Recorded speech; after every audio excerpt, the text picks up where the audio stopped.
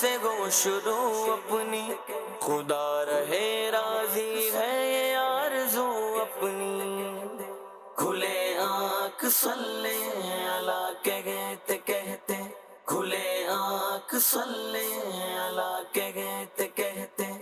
الحمدللہ رب العالمین، الصلاۃ والسلام علی سید الانبیاء والمرسلین، اما بعد فاعوذ باللہ من الشیطان الرجیم، بسم اللہ الرحمن الرحیم۔ الصلاۃ والسلام علیک یا رسول اللہ وعلی آلک واصحابک یا حبیب اللہ، الصلاۃ والسلام علیک یا نبی اللہ وعلی آلک واصحابک یا نور اللہ۔ آقا نامدار مدنی تاجدار صلی اللہ تعالی علیہ وآلہ وسلم نے ارشاد فرمایا، جب تم مرسلین علیہ السلام پر درود پاک پڑھو تو مجھ پر بھی پڑھو، بے شک میں تمام جہانوں کے رب کا رسول ہوں۔ صلو علی الحبیب صلی اللہ تعالی علی محمد صلی اللہ علیہ وسلم، صلاۃ و سلام علیک یا سیدی یا رسول اللہ۔ آئیے اللہ تبارک و تعالیٰ کے پاکیزہ کلام کی تلاوت سن کر، ترجمہ سن کر اس کو مزید برکت والا اور بہار والا بناتے ہیں۔ صلو علی الحبیب صلی اللہ تعالی علی محمد۔ اعوذ باللہ من الشیطان الرجیم، میں اللہ تعالیٰ کی پناہ میں آتا ہوں شیطان مردود سے۔ بسم اللہ الرحمن الرحیم، اللہ کے نام سے شروع جو نہایت مہربان رحم والا۔ ودانیة علیہم ظلالها وذللت قطوفها تذلیلا، اور اس کے سائے ان پر جھکے ہوں گے اور اس کے گچھے جھکا کر نیچے کر دیے گئے ہوں گے۔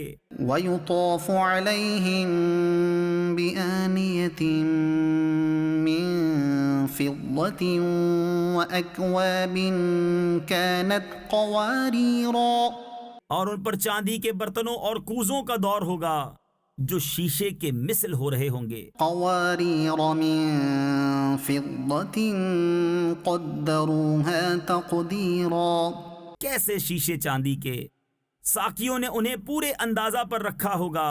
ويسقون فيها كأسا كان مزاجها زنجبيلا، اور اس میں وہ جام پلائے جائیں گے جس کی ملونی ادرک ہوگی۔ عينا فيها تسمى سلسبيلا، وہ ادرک کیا ہے؟ جنت میں ایک چشمہ ہے جسے سلسبیل کہتے ہیں۔ ويطوف عليهم ولدان مخلدون، اور ان کے آس پاس خدمت میں پھریں گے ہمیشہ رہنے والے لڑکے۔ إذا رأيتهم حسبتهم لؤلؤا منثورا، جب تو انہیں دیکھے تو انہیں سمجھے کہ موتی ہیں بکھیرے ہوئے۔ وَإِذَا رَأَيْتَ ثَمَّ رَأَيْتَ نَعِيمًا وَمُلْكًا كَبِيرًا، اور جب تو ادھر نظر اٹھائے ایک چین دیکھے اور بڑی سلطنت۔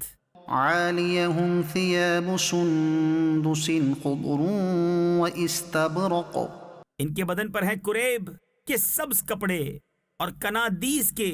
وَحُلُّوا أَسَاوِرَ مِن فِضَّةٍ وَسَقَاهُمْ رَبُّهُمْ شَرَابًا طَهُورًا، اور انہیں چاندی کے کنگن پہنائے گئے اور انہیں ان کے رب نے ستھری شراب پلائی۔ إِنَّ هَذَا كَانَ لَكُمْ جَزَاءً وَكَانَ سَعْيُكُمْ مَشْكُورًا، ان سے فرمایا جائے گا یہ تمہارا صلہ ہے اور تمہاری محنت ٹھکانے لگی۔ إِنَّا نَحْنُ نَزَّلْنَا عَلَيْكَ الْقُرْآنَ تَنزِيلًا، بے شک ہم نے تم پر قرآن بتدریج اتارا۔ فاصبر لحکم ربک ولا تطع منهم آثما او کفورا، تو اپنے رب کے حکم پر صابر رہو اور ان میں کسی گناہگار یا ناشکرے کی بات نہ سنو۔ واذکر اسم ربک بکرة واصیلا، اور اپنے رب کا نام صبح و شام یاد کرو۔ ومن اللیل فاسجد له وسبحه لیلا طویلا، اور کچھ رات میں اسے سجدہ کرو اور بڑی رات تک اس کی پاکی بولو۔ ان هؤلاء يحبون العاجلة ويذرون وراءهم يوما ثقيلا بے شک یہ لوگ پاؤں تلے کی عزیز رکھتے ہیں اور اپنے پیچھے ایک بھاری دن کو چھوڑے بیٹھے ہیں۔ نحن خلقناهم وشددنا أسرهم وإذا شئنا بدلنا أمثالهم تبديلا ہم نے انہیں پیدا کیا اور ان کے جوڑ بند مضبوط کیے، اور ہم جب چاہیں ان جیسے اور بدل دیں۔ إن هذه تذكرة فمن شاء اتخذ إلى ربه سبيلا بے شک یہ نصیحت ہے تو جو چاہے اپنے رب کی طرف راہ لے۔ وما تشاءون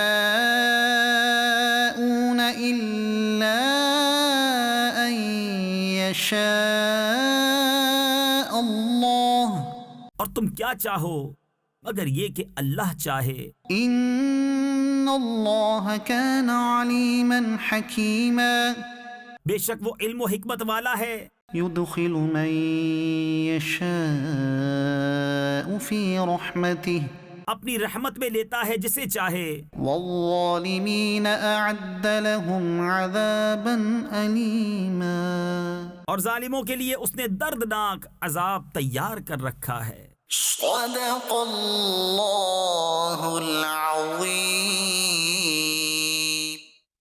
آمین۔ اللہ تعالیٰ ہمیں اپنا خوف بھی عطا فرمائے اور ہمارے حال پہ رحمت فرمائے اور ہمیں نیک اعمال کرنے کی توفیق عطا فرمائے۔ جہاں پر اللہ تبارک و تعالیٰ نے ہمیں کوئی کام کرنے کی ذمہ داری عطا فرمائی ہے تو وہاں اگر قرآن کریم کا اسلوب اور انداز اگر دیکھا جائے تو وہ یہ ہے کہ اس میں شوق دلایا گیا ہے، اور جہاں پر کسی کام سے روکا گیا ہے تو وہاں پر خوف دلایا گیا ہے۔ تو یہ میں ایک عمومی انداز پر جو ہے وہ بات کر رہا ہوں۔ تو اللہ تبارک و تعالی ہمیں عبادت کا شوق بھی عطا فرمائے، اور جو اس کا غضب ہے اس سے ڈرنے کی بھی اللہ ہمیں سعادت اور توفیق عطا فرمائے، اور اللہ تبارک و تعالی ہمارے حال پہ رحمت فرمائے۔ یہ حضرت انس رضی اللہ تعالی عنہ نبی کریم صلی اللہ علیہ وسلم کے پیارے صحابی ہیں، اور بارگاہ رسالت میں حاضری کا ایک واقعہ بیان کر رہے ہیں۔ فرماتے ہیں کہ ہم نبی اکرم نور مجسم صلی اللہ علیہ وسلم کی مبارک بارگاہ میں حاضر تھے کہ نبی پاک صلی اللہ علیہ وسلم نے ارشاد فرمایا۔ کیا فرمایا؟ آقا کریم صلی اللہ علیہ وسلم نے فرمایا، یطلع علیکم الآن من ھذا الفج رجل من اہل الجنہ، ابھی تمہارے پاس اس راستے سے ایک جنتی آدمی آئے گا۔ کون آئے گا؟ جنتی آدمی۔ حضور جانتے ہیں کون جنت میں جائے گا، سبحان اللہ۔ اسی وقت ایک انصاری صاحب وہاں آئے جن کی داڑھی وضو کے پانی سے تر تھی۔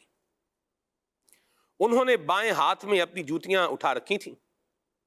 دوسرے دن پھر نبی کریم صلی اللہ علیہ وسلم نے پہلے دن کی طرح ارشاد فرمایا، یطلع علیکم الآن من ھذا الفج رجل من اہل الجنہ، کہ ابھی اس راستے سے تمہارے پاس ایک جنتی آدمی آئے گا۔ یہ جو فرماتے ہیں پھر وہی آئے۔ تیسرا دن آیا، پھر ایسا ہوا۔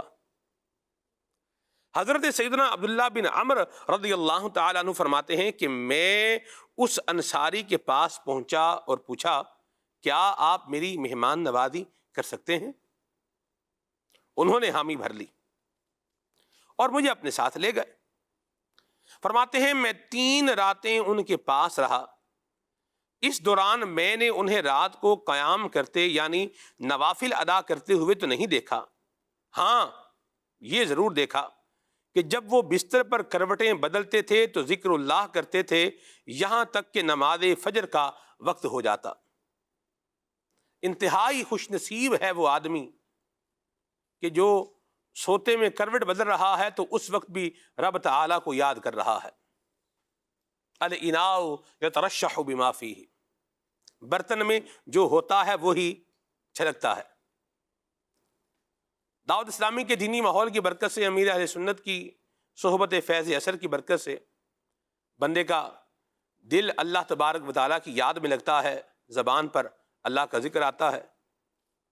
اور حج 2022 میں مجھے رکن مرکزی مجلس شورا حضرت مولانا حاجی سید ابراہیم شاہ صاحب بخاری ادامہ ذلہ کے ساتھ وقت گزارنے کی سعادت ملی، تو ان کا انداز میں نے دیکھا کہ یہ بھی جب رات کو سوتے میں جب کبھی کروٹ جو ہے بدلتے تھے تو لا الہ الا اللہ کہا کرتے تھے، اور میں اس بات پہ بڑا رشک کرتا تھا۔ یہ اللہ تبارک و تعالی اپنے ذکر کی توفیق عطا فرمائے، اپنی یاد کی لذت نصیب فرما دے، یہ بڑی سعادت مندی کی بات ہے، اللہ ہم سب کو بھی عطا فرمائے۔ تو فرماتے ہیں کہ یہ معمول میں نے دیکھا کہ وہ بستر پر کروٹیں بدلتے تو ذکر اللہ کرتے، یہاں تک کہ نماز فجر کا وقت ہوتا، اچھی طرح بات کرتے یا پھر خاموش رہتے۔ جب 3 راتیں اسی طرح گزر گئیں تو میں نے ان کے عمل کو کم جانا، چنانچہ میں نے ان سے کہا کہ میں نے سرکار صلی اللہ علیہ وسلم کو یہ فرماتے ہوئے سنا، یطلع علیکم الآن رجل من اہل الجنہ، کہ ابھی تمہارے پاس ایک آئے گا آدمی جو جنتی ہوگا، اور پھر 3 مرتبہ آپ ہی آئے، تو میں نے سوچا کہ آپ کے پاس رہ کر میں آپ کا عمل دیکھوں، لیکن مجھے تو آپ کا کوئی زیادہ عمل دکھائی نہیں دیا۔ جس طرح عام طور پر نماز پڑھتے ہیں، ذکر اذکار کرتے ہیں، یہی معمول ہے۔ فرماتے ہیں کہ جب میں واپس ہونے لگا تو انہوں نے مجھے بلایا اور کہا میرا عمل تو وہی ہے جو آپ دیکھ چکے ہیں، لیکن میں اپنے دل میں کسی مسلمان کے لیے بغض و کینہ نہیں رکھتا، اور نہ ہی کسی مسلمان کو ملنے والی نعمت الہی پر حسد کرتا ہوں۔ جناب عبداللہ رضی اللہ تعالی عنہ نے فرمایا بس یہی وہ وصف ہے جس نے آپ کو اس مقام پر پہنچا دیا ہے، میں قربان جاؤں۔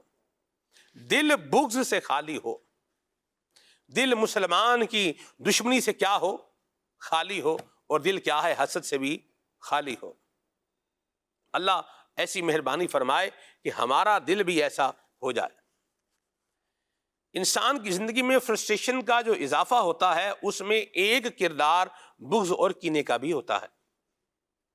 بغض ہے، کینہ ہے، مسلمان کی چھپی ہوئی دشمنی، یہ انسان کو بے چین کیے رکھتی ہے۔ کچھ چیزیں وہ ہوتی ہیں، جیسے جوتا بندہ خریدتا ہے، بڑا اچھا جوتا خریدتا ہے، لیکن بعض اوقات جوتا کیا کرتا ہے؟ پاؤں کے کسی حصے کو کاٹتا ہے۔ بہت اچھا، بہت مہنگا، بہت پیارا نظر آنے والا جوتا، لیکن انسان کو کیا کرتا ہے؟ تکلیف دیتا ہے۔ تو کاٹتا ہوا ہے، جیسے آپ بائٹ لے رہے ہیں ایسے نہیں ہوتا، لیکن اس کا انداز بتا رہا ہوتا ہے کہ یہ کیا کر رہا ہے؟ پاؤں کو کاٹ رہا ہے۔ اور یہی بولتے ہیں کہ جوتا پاؤں کو کیا کر رہا ہے؟ کاٹ رہا ہے۔ تو بعض اوقات یہ بغض اور کینہ یہ انسان کے دل میں اس انداز میں مدنی چینل کے ناظرین ہوتا ہے کہ وہ اسے کاٹ رہا ہوتا ہے، اس کے سکون کو کاٹ رہا ہوتا ہے، اس کے اطمینان کو کاٹ رہا ہوتا ہے، اس کے دل کو پریشانی میں مزید ڈال رہا ہوتا ہے۔ تو اس بغض کو دل سے نکالیں۔ مسلمانوں کی آپس کے بغض کو دل سے کیا کرنا ہے؟ نکالنا ہے۔ انشاءاللہ اسی پروگرام پر، اسی عنوان پر آج ہم جو ہے وہ پروگرام کو لے کر چلیں گے۔ وقار بھائی سے آئیے ابھی کلام سنتے ہیں۔ صلو علی الحبیب صلی اللہ تعالی علی محمد۔ صلی اللہ علیہ یا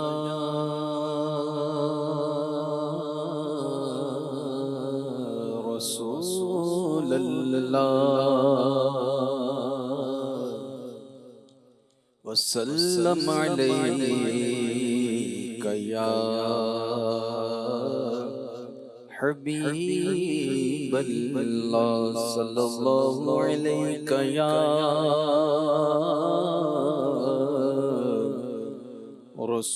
رسول اللہ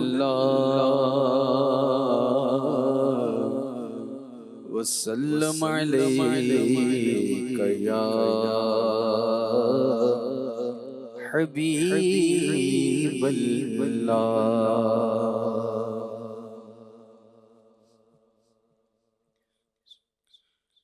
جو سینے کو مدینہ ان کی یادوں سے بناتے ہیں، جو سینے کو مدینہ ان کی یادوں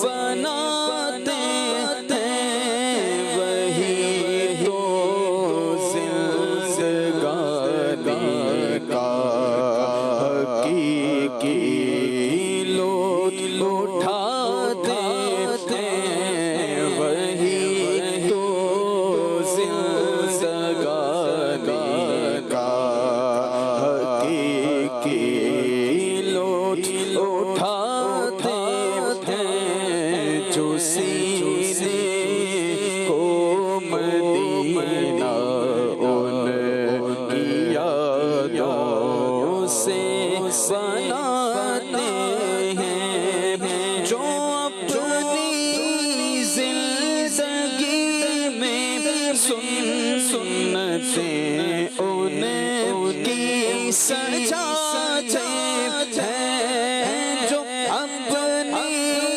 زندگی میں سنتیں ان کی سجاتے ہیں انہیں پیارا محمد مصطفیٰ اپنا بناتے ہیں انہیں پیارا محمد مصطفیٰ اپنا بناتے ہیں جو دیدار محمد کی تڑپ رکھتے تھے سینے میں جو دیدار محمد کی تڑپ رکھتے تھے سینے میں نبی پاک ان کو خواب میں جلوہ دکھاتے ہیں نبی پاک ان کو خواب میں جلوہ دکھاتے ہیں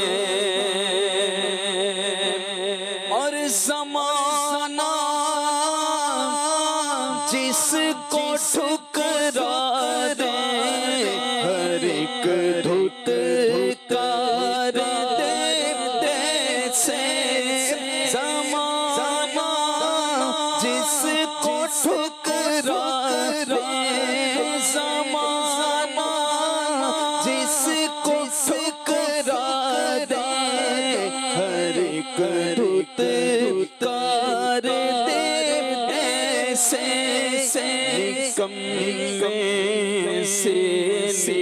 نکمنے کو بھی سینے سے لگاتے ہیں نکمنے کو بھی سینے سے لگاتے ہیں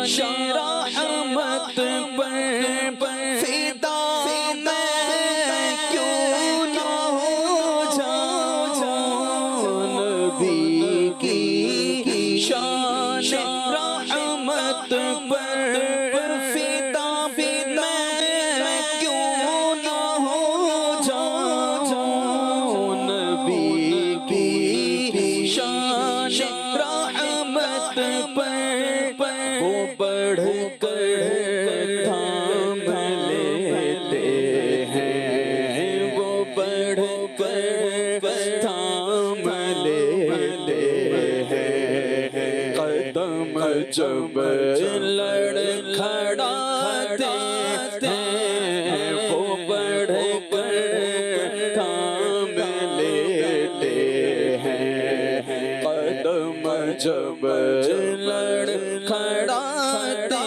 ہیں جب ان کے سامنے لالا مینا کا مسکراتا ہے جب ان کے سامنے لالا مینا کا مسکراتا ہے غم عالم کے مارے غم عالم کے مارے ہوئے غم بھول جاتے ہیں غم عالم کے مارے ہوئے غم بھول جاتے ہیں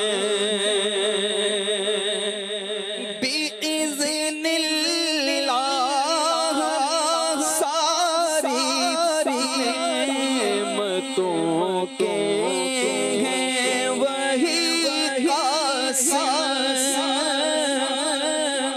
بِإِذْنِ اللَّهِ ساری نعمتوں کے ہیں وہی قاسم ہمیں آقا کھلاتے ہیں ہمیں آقا کھلاتے ہیں ہمیں آقا پلاتے ہیں ہمیں آقا کھلاتے ہیں بس ہمیں آقا کھلاتے ہیں ہمیں آقا پلاتے ہیں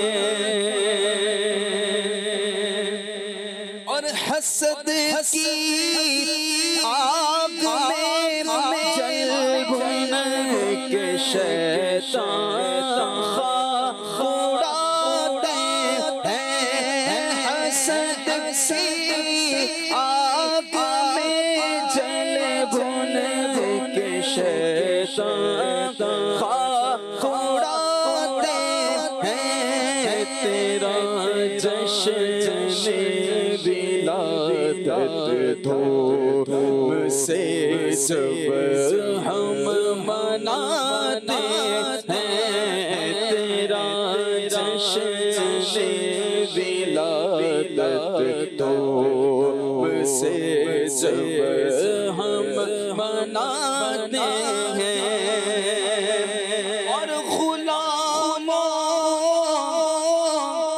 مت ڈرو محشر کی گرمی سے چلے آؤ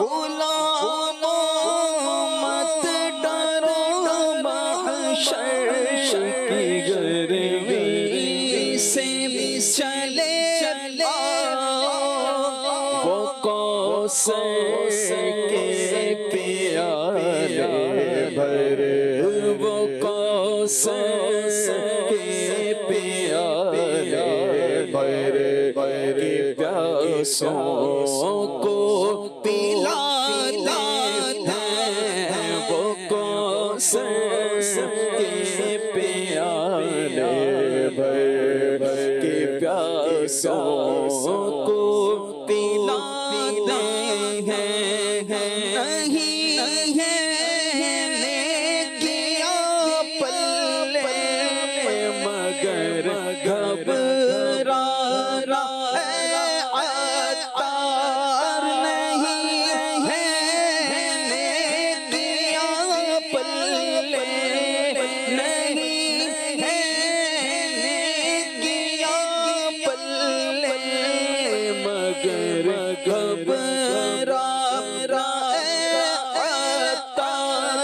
خطا کاروں کو بھی وہ اپنے سینے سے لگاتے ہیں خطا کاروں کو بھی وہ اپنے سینے سے لگاتے ہیں جو سینے کو مدینہ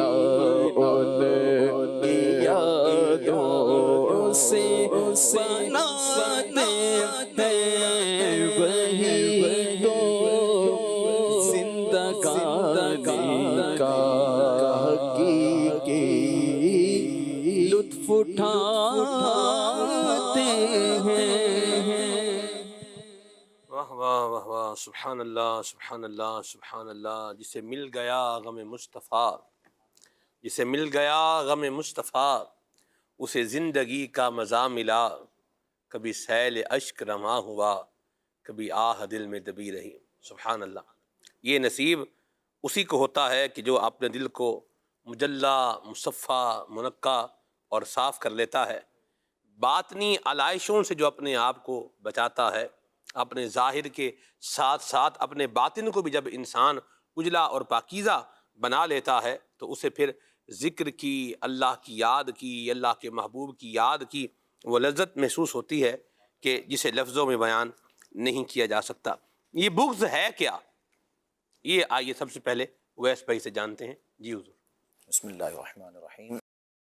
سلمان بھائی، بعض چیزیں ایسی ہوتی ہیں کہ وہ اگر ہمارے دلوں میں پائی جائیں تو ہمارے لیے انتہائی خطرناک ثابت ہوتی ہیں۔ صحیح۔ جن میں سے ایک بغض بھی ہے، جس کی تعریف بیان کی گئی کہ انسان کا کسی کو بوجھ سمجھنا، بوجھ جاننا، کسی سے غیر شرعی دشمنی، عداوت اور نفرت رکھنا، اور یہ کیفیت دل میں ہمیشہ ہمیشہ باقی رہنا، یہ بغض کہلاتا ہے۔ ٹھیک ہو گیا۔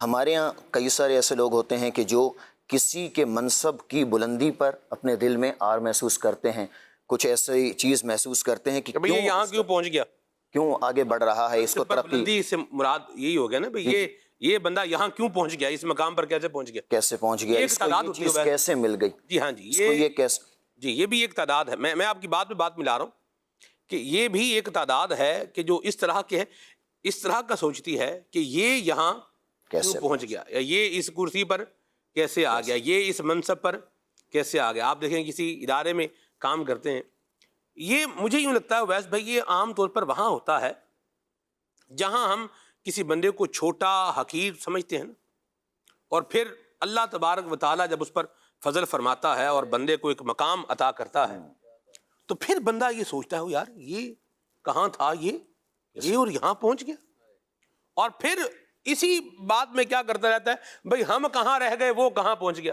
اللہ کے بندے، آپ وہ جہاں پہنچا ہوا ہے اللہ پاک اس کو اور برکت عطا فرمائے، آپ اپنی ایبلٹی صلاحیت میں آگے بڑھائیں، اللہ کی طرف لو لگائیں تو آپ بھی آگے بڑھتے جائیں۔ کیا فرمائیں گے آپ ایگری کریں گے اس بات سے؟ بالکل ایسا ہی ہے، بندہ خود محنت کرے، کوشش کرے تو اللہ پاک اس کو بھی یہ مقام عطا فرماتا ہے۔ اچھا، آگے کوئی بڑھ رہا ہے نا تو سامنے والے جو لوگ ہوتے ہیں، جو یعنی ایک تو ہے کہ رشک کی نیت سے کہ اللہ پاک نے ان کو یہ مقام عطا فرمایا ہے، بعض اوقات رشک نہیں ہوتا، دل میں اس طرح عداوت والی کیفیت آتی ہے تو یا تو حسد میں چلی جاتی ہے یا پھر بغض و کینہ میں تبدیل ہو جاتی ہے۔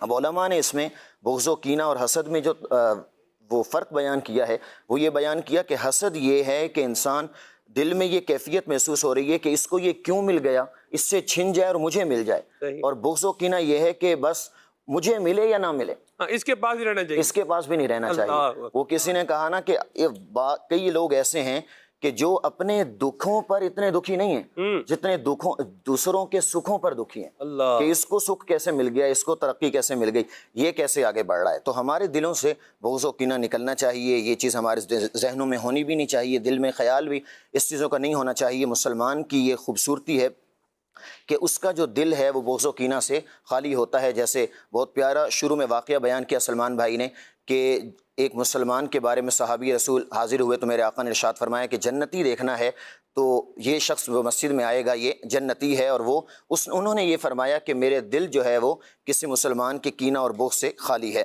اچھا، یہ بغض کی جو بیماری ہے سلمان بھی بہت پرانی بیماری ہے، ایسا نہیں ہے کہ ابھی کچھ صدیوں سے شروع ہوئی، بلکہ میرے آقا صلی اللہ علیہ وسلم کی حدیث کے مطابق یہ بہت پرانی بیماری ہے۔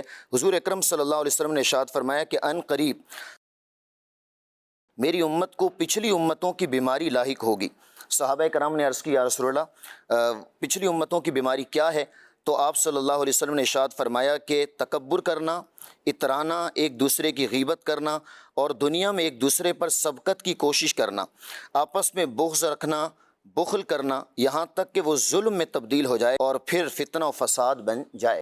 تو یہ بغض و کینہ والی جو بیماری ہے یہ جس کے دل میں آ جائے تو سامنے والے کی یقیناً دشمنی ہی اس کے دل میں آ جاتی ہے، تو اب وہ اس کو تکلیف پہنچانے کے ہی ذہن میں رہتا ہے، ذہن میں اس کے یہ رہتا ہے کہ اس کو تکلیف کسی طریقے سے پہنچے، اذیت پہنچے تو ہی مجھے سکون ملے گا۔ اب اس کو تکلیف پہنچے یا نہ پہنچے اس کا سکون کیا ہے؟ برباد ہے، اس کو سکون نہیں مل پاتا. تو یہ ذہنوں میں، دل میں ایسا نہیں ہونا چاہیے. بعض اوقات ایسا ہوتا ہے کہ یہ چیز جو ہے، یہ بیماری ایمان لانے کے لیے بھی مانے بعض اوقات ہوتی ہے. جیسے اللہ پاک نے ارشاد فرمایا قرآن مجید میں، جس کا ترجمہ ہے کہ غیر مسلموں کے حوالے سے ارشاد فرمایا کہ یہ حضور اکرم صلی اللہ علیہ وسلم کو ایسے پہچانتے ہیں جیسے اپنے بیٹوں کو پہچانتے ہیں، اس کے باوجود بھی ایمان نہیں لاتے. تو اس میں یہ بھی فرمایا گیا اس لیے ایمان نہیں، ان کے دلوں میں حضور اکرم صلی اللہ علیہ وسلم کے بارے میں بغض و کینہ تھا، اور وہ حضور اکرم صلی اللہ علیہ وسلم کی وہ صفات کہ جو توریت اور انجیل اور دیگر صحائف میں بیان کی گئی وہ چھپاتے تھے بغض و کینہ کی وجہ سے. حالانکہ حضور اکرم صلی اللہ علیہ وسلم کو وہ اس سے بھی زیادہ پہچانتے تھے جیسے اپنے بیٹے کو کوئی پہچانتا ہے. بغض و کینہ دل میں رکھنے کی وجہ سے ان کو ایمان لانا جو ہے وہ یہ مانع ہو گیا. تو ہم سب کو چاہیے کہ اپنے دل کو جو ہے وہ بغض و کینہ سے خالی رکھیں. یا مرحبا. اس طرح کی باتوں کی طرف بندہ جائے ہی نہ، اس کے لیے کیا کرنا پڑے گا؟ شعیب بھائی کیا فرماتے ہیں؟ بسم اللہ الرحمن الرحیم. سلمان بھائی، پہلے تو یہ بات ہمیں جان لینی چاہیے کہ کسی مسلمان سے بلا وجہ شرعی کینہ رکھنا، بغض رکھنا، یہ حرام ہے. ٹھیک. اب سمجھنا یہ ہے کہ ہمیں ان اعمال سے بچنا کیسے چاہیے. میرے آقا کریم علیہ الصلوۃ والسلام کی ایک حدیث شریف ہے. میرے آقا کریم علیہ الصلوۃ والسلام نے ارشاد فرمایا کہ میں تم لوگوں سے، صحابہ سے ارشاد فرمایا، میں تم لوگوں سے صاف دل سے ملنا چاہتا ہوں، لہٰذا مجھے کسی کی کوئی بری بات نہ پہنچائی جائے. تو اولاً تو ہمیں یہ کوشش کرنی چاہیے کہ ہم کسی مسلمان کی کوئی برائی اپنے دل میں لائیں ہی نہیں. جبکہ میرے آقا کریم علیہ الصلوۃ والسلام کا دل مبارک ایسا تھا، مفتی احمد یار خان نعیمی رحمۃ اللہ علیہ نے یہ بات ارشاد فرمائی کہ میرے آقا کریم علیہ الصلوۃ والسلام کا دل مبارک ایسا تھا کہ حضور کے دل میں کسی مسلمان کا نہ بغض تھا نہ کینہ تھا. اللہ تبارک و تعالیٰ نے حضور علیہ الصلوۃ والسلام کے قلب انور کو، حضور علیہ الصلوۃ والسلام کے سینے اطہر کو اس سے پاک رکھا تھا. لیکن پھر بھی میرے آقا کریم علیہ الصلوۃ والسلام نے اس بات کی صحابہ کو ترغیب دلائی. تو لہٰذا ہمیں اپنے مسلمان بھائیوں کا بغض اور کینہ، جو شخص ایسی باتیں ہمارے سامنے کرے کہ اس کی باتوں کی وجہ سے ہمارے دل کے اندر کسی مسلمان کا کینہ آئے، کسی مسلمان کا بغض آئے، تو ہمیں ان باتوں کی طرف دھیان نہیں کرنا چاہیے. صحیح. اور اگر خدا نہ خواستہ اگر ہمارے کسی مسلمان نے کوئی حق تلف کر دیا ہے، ہمارا مال کھا گیا ہے، یا کچھ ایسا معاملہ کر دیا جس کی وجہ سے ہمارا حق تلف ہو گیا ہے، تو ہمیں اللہ تبارک و تعالیٰ کی بارگاہ میں اس کے لیے دعا کرنی چاہیے کہ اللہ تبارک و تعالیٰ اس فعل کو معاف فرمائے، اور اللہ تبارک و تعالیٰ اس کے معاملے کے اندر جو میرے دل میں اس کی برائی آ رہی ہے، اللہ تبارک و تعالیٰ اس کو دور فرما دے. جب ہم یہ اللہ کی بارگاہ میں دعا کریں گے، اللہ تبارک و تعالیٰ کی بارگاہ میں التجا کریں گے، تو اللہ تبارک و تعالیٰ ہمیں اللہ تبارک و تعالیٰ صبر عطا فرمائے گا. یا مرحبا. بلا وجہ شرعی، یہ جو بات یہاں ذکر فرمائی ہے نا، آپ دیکھیں دین اسلام کتنا پیارا دین ہے. بغض سے روکا ہے، کینے سے روکا ہے، یہ دل میں نہیں ہونا چاہیے. لیکن ظاہر سی بات ہے، اب کسی نے کسی کا بچہ مار دیا ہے، اب بندہ اس کو پیار سے تو نہیں دیکھے گا کہ بھئی کتنا اچھا بندہ ہے، کہ میرا کیا کیا، میرے بیٹے کو ہی قتل کر دیا، مار دیا، یوں تو نہیں ہے. تو اس وجہ سے دل میں بغض کینہ آیا ہوا ہے، تو حرام بھی نہیں ہے. یہ تو اس کی کلیئرٹی بھی شعیب بھائی نے بیان فرمایا. اس حوالے سے بھی بات جو فرمائی ہے وہ اس میں ایک، اگر آپ دیکھیں یہ تو بہت اعلیٰ درجہ ہے کہ جس نے ہمارا حق مار رکھا ہے، ہم اس کے لیے خیر کی دعا کریں. بہت اعلیٰ درجہ ہے، اللہ ہمیں یہ عطا فرمائے. پہلے نمبر پر تو یہ ہے کہ جب ہم کوئی اعلیٰ اور کوئی اچھی بات سنیں، اور جو اخلاق کے اعتبار سے ہمیں اپیل کرے، اپروچ کرے، تو اس کو سن کر رکھ کے آگے نہیں جانا چاہیے، بلکہ یہ اللہ پاک کی بارگاہ میں دعا کرنی چاہیے، اے کریم تو ہمیں یہ اخلاق کا اچھا انداز عطا فرما. نبی اکرم مجسم صلی اللہ علیہ وسلم نے تکلیف دینے والوں کو دعائیں ہی دی ہیں، اور یہ اعلیٰ درجہ ہے. اللہ پاک یہ ہمیں بھی عطا فرمائے. ٹھیک ہے. اس سے ہٹ کر میں جو ایک بات کرنا چاہ رہا ہوں وہ یہ ہے کہ بندہ وہ کام ہی نہ کرے جس کام کی وجہ سے کیا ہے کہ کسی کے دل میں میری نفرت آنی ہے.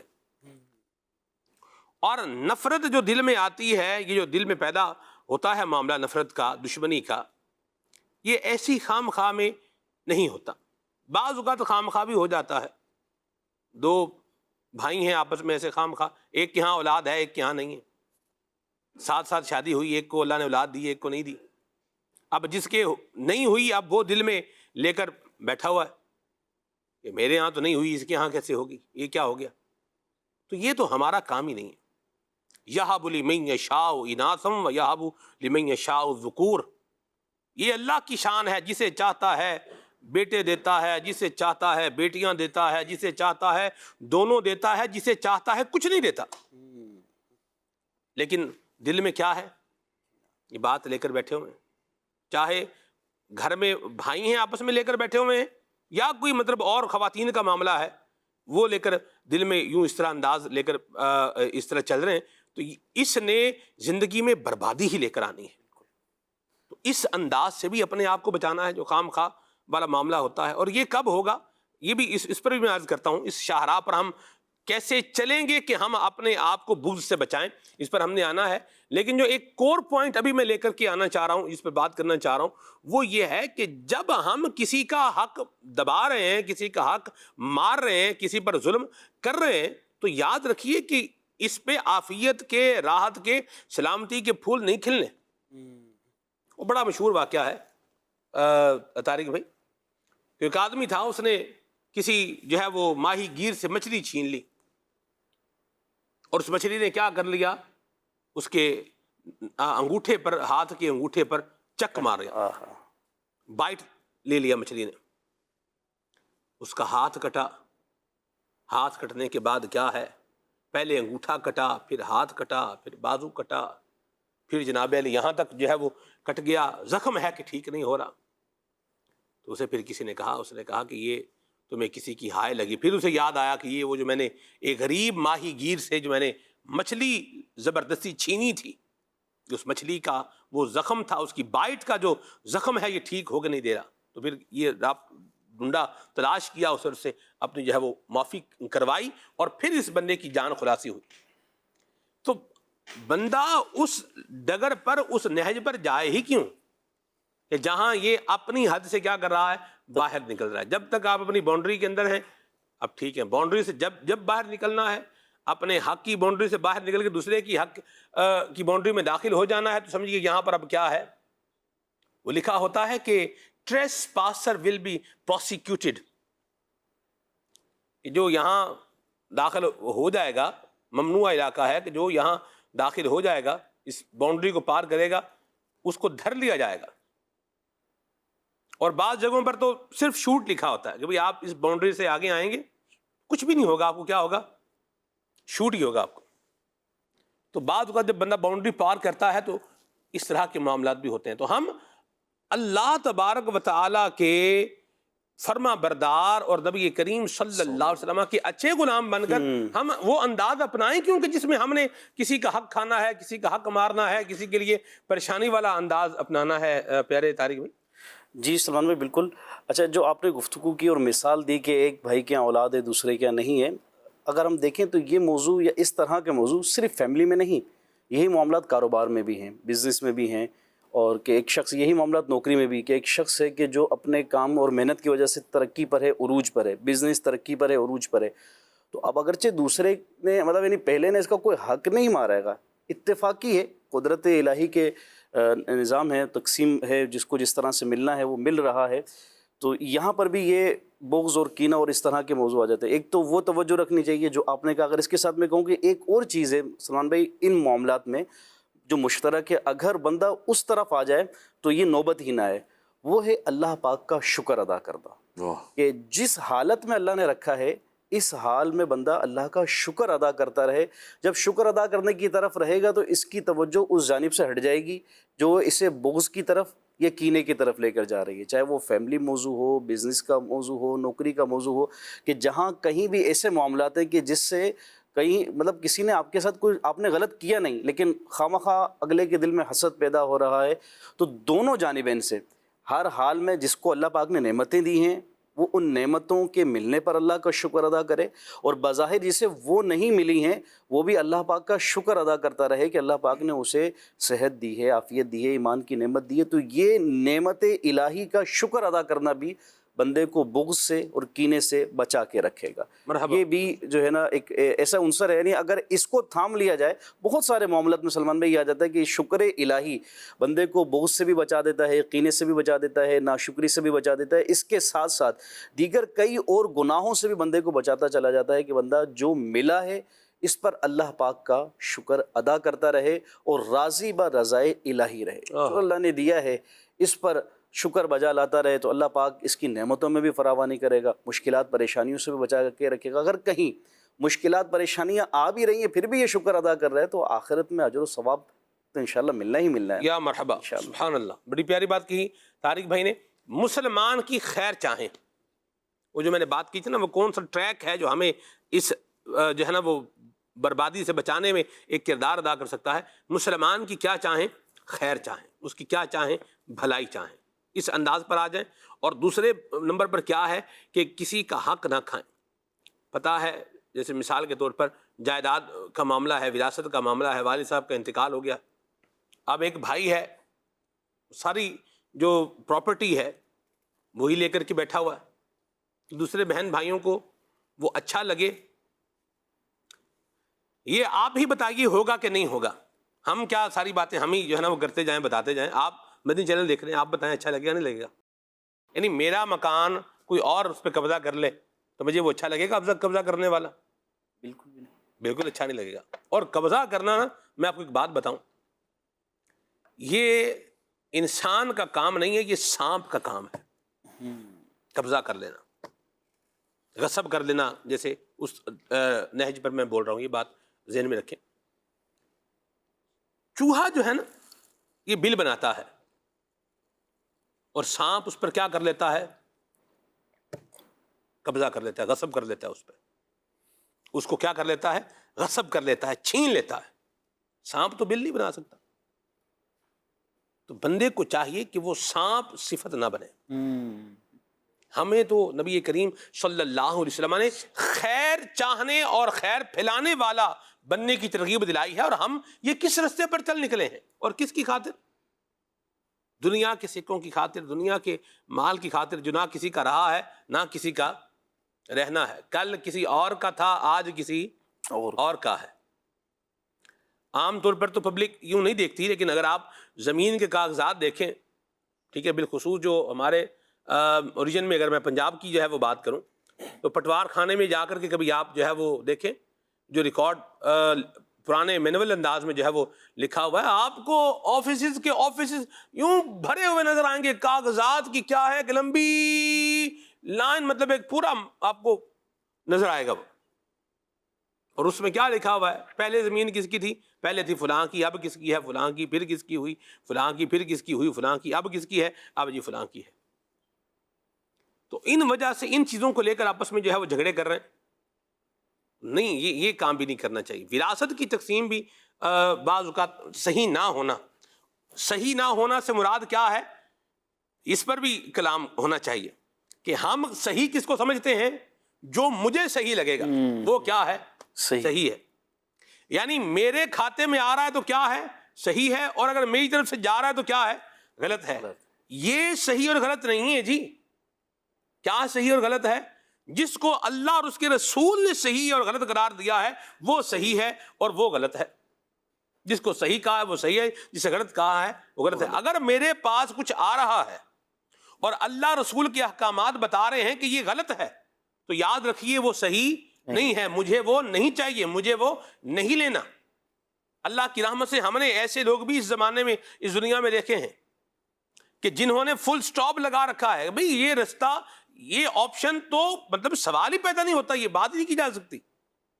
کچھ لوگ رشوت لیتے ہیں اور کچھ لوگوں کے سامنے رشوت کا بندہ نام نہیں لے سکتا. کیا ہے؟ بنایا ہوا ہے، اپنا ذہن بنایا ہوا کہ بھئی یہ حرام، ہم نے نہیں لینا.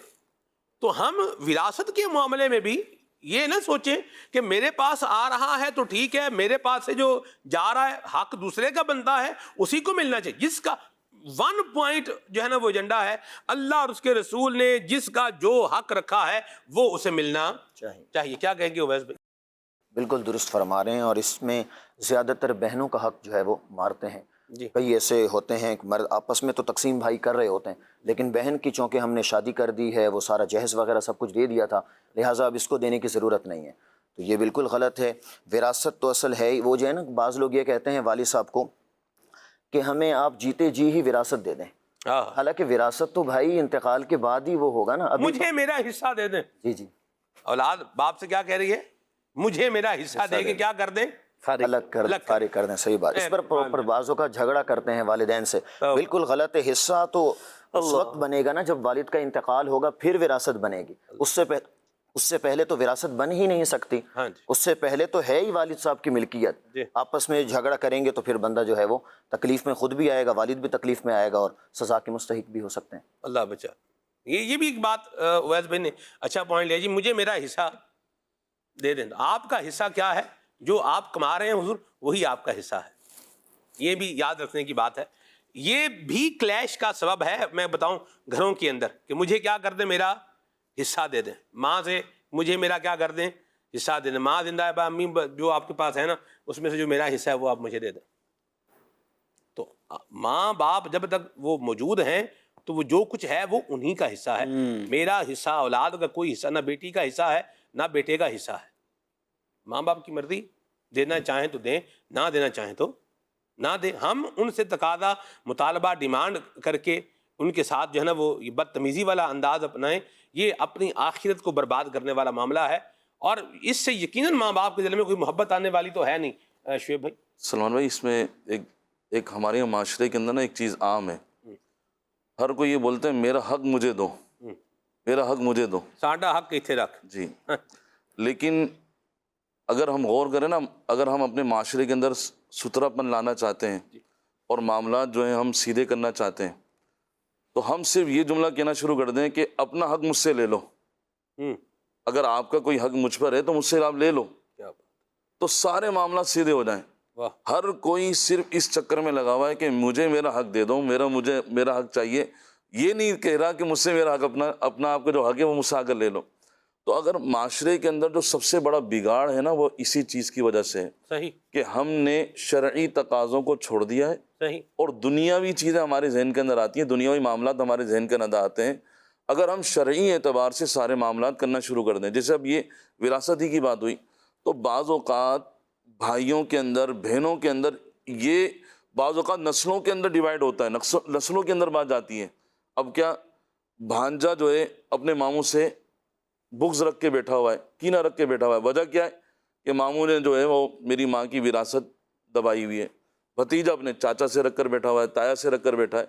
تو بعض اوقات اس کی شرعی تقسیم نہ ہونے کی بنا پر یہ بغض و کینہ ہمارے اپنے عمل سے آ جاتا ہے کہ ہم نے جب اس معاملے کو شرعی طور پر حل نہ کیا ہو تو ہمارے خاندانوں کے اندر یہ بغض کینہ اور عداوت پھیلتی چلی جاتی ہے, اور خاندان کے خاندان تباہ ہو جاتے ہیں, آپس کی رشتہ داریاں ختم ہو جاتی ہیں, آپس کے تعلقات ختم ہو جاتے ہیں. تو بہتر یہ ہے کہ جو بھی ہم نے معاملہ کرنا ہو شریعت کے دائرے کے اندر کریں. اور اگر ہم اس کے لیے سب سے اچھا کام یہ کریں کہ اپنی ذات کے طور پر, اپنے ذاتی طور پر فیصلہ کرتے ہوئے کہ میں یہ کام یہ کر لوں اور اس کو اس طرح کر لوں, اس سے بہتر یہ ہے کہ ہم کسی عالم دین کے پاس جائیں, مفتی صاحب کے پاس جائیں, اور وہ ایسا مفتی ہو, ایسا عالم ہو جو عالم کہنے کے حقدار بھی ہو. ایسا نہ ہو کہ کسی داڑھی والے کو دیکھا چلو مولوی صاحب یہی ہیں تو ان سے پوچھ لیتے ہیں. ایسا عالم ہو جو واقعتاً عالم ہو, اس کے پاس جائیں, علم کا عالم ہو. جی, علم کا عالم ہو, اس کے پاس جائیں اور جا کر یہ معاملات پوچھیں اور اس معاملے کو سیدھا کریں. اگر آپ اس طرح کریں گے تو انشاءاللہ عز و جل دنیا میں بھی کامیاب ہوں گے, آخرت میں بھی کامیاب ہوں گے. سبحان اللہ. دین اسلام کے احکام پر عمل کریں, اور دین اسلام کے احکام کے مطابق جب وراثت تقسیم ہو گئی ہے تو اب جس کا جو نہیں ہے وہ اسے کیا کر دے, چھوڑ دے. جب مجھے پتا ہے کہ یہ جگہ جہاں میں رہ رہا ہوں یہ میری نہیں ہے تو پھر میں اسے کیا کر دوں, اسے چھوڑ دوں. اور اگر وہاں رہ رہا ہے تو پھر جو اگر وارث جو دیگر ہیں وہ اجازت دے رہے ہیں یا کوئی آپس میں سیٹلمنٹ کی کوئی ترکیب بنائی ہے پھر تو بات ٹھیک ہے. لیکن دھونس اگر جما رکھی ہے تو یہ ایک تو شرعاً درست اور جائز نہیں ہے. یہ بندے کے لیے کسی کے مال پر جو ہے وہ قبضہ کر لینا, نہ حق کس طرح سے جو ہے اس کو غصب کر لینا, تو یہ تو جب تک اس کے پاس رہے گا تو گناہ اس کے نامہ اعمال میں لکھا جاتا رہے گا. سویا ہوا ہے پھر بھی نامہ اعمال میں گناہ لکھا جاتا رہے گا. یہی معاملہ قرض کا بھی ہے. جیسے قرض کسی کا لے کے کیا کر لیا, دبا لیا, واپس کیا ہے کر ہی نہیں رہا, اور سامنے والے بندے سے ریلیف بھی نہیں لے رہا. ٹھیک ہے, ایک تو ہوتا ہے نا آپ اعتماد میں لے کر کے کسی کو یہ ایک پرابلم ہے, ہم انشاءاللہ اس کو ادا کر رہے ہیں یا اس کو پے کر رہے ہیں, لیکن ابھی صورتحال جو ہے ہماری یہ ہے, آپ ہمیں تھوڑا ریلیف دے دیں. اور باقی صورتحال بھی ایسی ہونی چاہیے. خرچے باقی سارے کیا کر رہا ہے, پورے کر رہا ہے, موبائل پہ موبائل بدل رہا ہے, گاڑی پہ گاڑی بدل رہا ہے. ٹھیک ہے, پلاٹ لے بھی رہا ہے, بیچ بھی رہا ہے, سارے کام سب صحیح کر رہا ہے، اور پیسے دینے کی باری کیا کہہ رہا ہے؟ نہیں ابھی ذرا حالات ٹائٹ ہیں، یہ اب ہم نہیں کر پائیں گے۔ تو یہ تو اتنا اس کا سخت حکم ہے کہ اگر اپنی چیز کوئی بیچ کر کے آپ کو وہ ادائیگی کرنی پڑے تو وہ چیز بیچ کر کے ادائیگی کرنی ہوگی اس کی۔ یعنی قرض لیا کسی سے، اب کیا ہے جی، قرض تو دے نہیں سکتا، پیسے ابھی پاس میرے نہیں ہیں، لیکن وہ جس سے لیا ہوا ہے وہ اس بات پر ہے کہ وہ مہلت بھی نہیں دے رہا، اور وہ کہہ رہا ہے کہ آپ مجھے واپس کر دیں اور دے دیں۔ تو اب میں دیکھوں یار میرے پاس اب موبائل ہے، تو یہ موبائل بیچ کر کے اس کے پیسے تو ادا کرنے پڑیں گے۔ تو آپ اس پر یہ بھی نہیں، ہم اس پر یہ بھی نہیں کہہ سکتے یار اتنا ظلم کر رہا ہے یار۔ ظلم تو دیکھا جائے تو لے کر نہ دینے والا بات کر رہا ہے، اور لوگ کہتے ہیں ہم بھاگ کے تھوڑی کہیں جا رہے ہیں۔ اب بھاگ کے جا رہے نہیں جا رہے، یہ تو کلام ہی نہیں ہے، یہ تو مسئلہ ہی نہیں ہے، یہ تو بات ہی نہیں ہے، کیا بھاگ کے جا رہے ہیں؟ بات یہ ہے ہمارے پیسے دے دیں، پیسے دینے والی بات نہیں کریں گے، اور چار باتیں بیچ میں لے کے ہم کہیں بھاگ کے جا رہے ہیں، ہم کو آپ کے پیسے کھا رہے ہیں۔ بھئی آپ سے کہا کسی نے کہ آپ بھاگ کے جا رہے ہیں؟ نہیں۔ کسی نے پوچھا جی آپ بھاگ رہے ہیں؟ جی نہیں۔ کسی نے پوچھا آپ ہمارے پیسے کھا رہے ہیں، کھا جائیں گے آپ؟ پوچھ ہی نہیں رہا وہ بندہ۔ تو جو بات ہو ہی نہیں رہی، جو معاملہ یوں بولیے میدان میں نہیں ہے، وہ باتیں کرتے رہنا، اور جو میدان میں بات ہے وہ نہ کرنا، اسے کہتے ہیں خلط مبحث کرنا، اور آگے پیچھے دائیں بائیں کی جو ہے وہ ہانکنا، اور یہ اچھا کام نہیں ہے، یہ نہیں کرنا چاہیے۔ جب آدمی یہ چیزیں کرتا ہے تو پھر معاشرے کے اندر یوں بولیے کہ بغض پیدا ہوتا ہے، کینہ پیدا ہوتا ہے، دشمنی پیدا ہوتی ہے، نفرت پیدا ہوتی ہے، غیر مساوی پن جو ہے وہ آتا ہے، اور پھر وہ اپنا یوں بولیں کہ جو بھی معاملہ ہے وہ سارا ساتھ میں کیا ہے لے کر کے ہی آتا ہے۔ اللہ پاک ہمیں عافیت اور سلامتی عطا فرمائے، اپنی رحمت کے سائے میں رکھے، اور ہمیں کسی کا حق کھانے سے اللہ بچنے کی توفیق عطا فرمائے۔ تو حق کسی کا کھا رکھا ہے تو اس کی فوراً سے تلافی جو ہے وہ کی جائے، یا کم از کم اس کو معافی بھی کی جائے اور تلافی بھی کی جائے۔ معافی بھی کرنی ہے اور کیا کرنا ہے، تلافی بھی کرنی ہے، تاکہ بندہ جو ہے یہ بغض اور کینے کا اس طرح دشمنی کا کیا ہو، خاتمہ ہو۔ اور اپنے انداز کو ہم نے اپنے طور پر جب بہتر بنانا ہے تو وہ کیسے بنانا ہے کہ ہم نے ہر مسلمان کی کیا چاہنی ہے، خیر چاہنی ہے۔ عبدالحبیب بھائی بڑی پیاری بات کہتے ہیں، وہ کہتے ہیں سب کا بھلا سب کی خیر، سب کے بھلے میں اپنی خیر۔ سبحان اللہ۔ کالز لیتے ہیں پھر آگے چلتے ہیں انشاءاللہ۔ جی جو آج کا ٹاپک ہے کہ بوجھ سے ریلیٹڈ ہے، تو میں یہ پوچھنا چاہ رہا تھا کہ انہوں نے فرمایا ہے نا کہ کوئی نقصان بھی مل جائے تو اس کے لیے دل میں بوجھ نہیں رکھنا چاہیے۔ تو اب ایک ایسا بندہ ہے جس سے بار بار نقصان ہو رہا ہے، یعنی کہ ایک دفعہ اس کو معاف کر کے پھر اس کے پاس جاتے ہیں، ہر دفعہ وہ حق تلفی کرتا ہے، ہر دفعہ وہ ظلم کرتا ہے، ہر دفعہ اس سے نقصان کا اندیشہ ہے۔ تو یہ تھوڑا سا میں ان سے رہنمائی لینا چاہتا ہوں۔ جی بتائیں شعیب بھائی۔ مومن کی شان یہ نہیں ہے کہ وہ ایک ہی جگہ سے بار بار ڈسا جائے۔ اب آپ کو پتہ چل گیا جب اس کا عمل ہی بار بار یہی ہے کہ وہ تنگ کرتا ہے، پریشان کرتا ہے، کھا جاتا ہے یا پھر دبا لیتا ہے، تو بہتر یہ کہ اس سے کنارہ کشی اختیار کر لی جائے، نہ یہ کہ دوبارہ اس کے پاس جا کر اپنا جو ہے وقت ضائع کیا جائے اور اپنے پیسوں کو ضائع کیا جائے، یا جو بھی معاملہ ہے آپ کا۔ تو بہتر یہ ہے کہ آپ نے جب دیکھ لیا کہ اس کا عمل ہی یہی ہے کہ وہ ہر دفعہ آپ کو نقصان پہنچاتا ہے، تو اس سے کنارہ کشی اختیار کر لیں، اس کے پاس نہ جائیں۔ یہی اس کا طریقہ ہو سکتا ہے، اس کے علاوہ تو اور تو کوئی صورت نہیں بنتی۔ بغض نہ رکھا جائے، نفرت دشمنی نہ رکھی جائے، اس کا مطلب یہ نہیں ہے کہ اسے دوستی رکھی جائے۔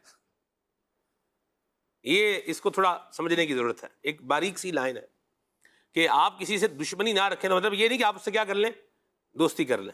دل میں دشمنی کا جذبہ یہ نہیں ہونا چاہیے، یہ ایک اعلیٰ درجہ ہے، بہت اعلیٰ درجہ ہے، اللہ ہمیں نصیب فرمائے۔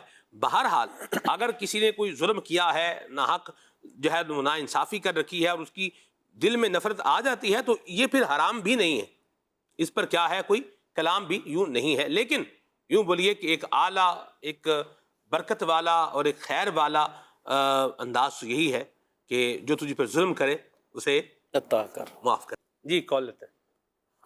محمد سلیم رضا تاری ضلع بہاولپور سے عرض کر رہا ہوں۔